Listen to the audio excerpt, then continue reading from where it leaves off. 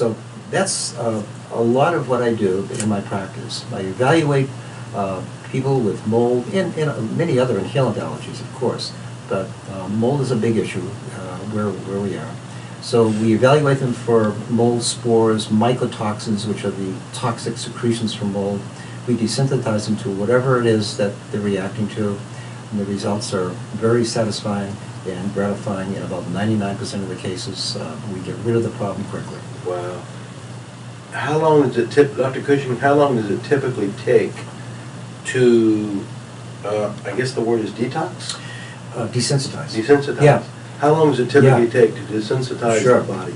That's a good question. It's done very rapidly. We use the body's own neuroimmune system to evaluate what they're reacting to. So the evaluation is done very quickly in one office call, and usually we give them their very first treatment in that same office call. The whole treatment never takes more than a half hour for any particular mold. Wow. So would you say that most people have been exposed to mold? I mean, we're all exposed to mold, but even, I think, David, when you go and evaluate with your sophisticated equipment the mold spores in the air, sometimes you find them, but they don't appear to be at dangerous levels. Yes.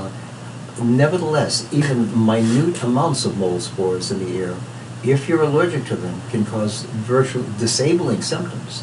They can cause, technically, some of those symptoms would be called allergic pneumonitis. That's a constant irritation of the lungs and coughing. It can cause chronic sinusitis.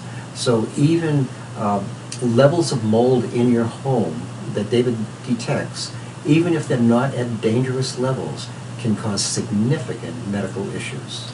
Dr. Cushing, I've got a question, and that is that since I've been in business since 1988, would you say that it would be a good idea for me to go through this because I've been exposed to so much water damage, so much mold?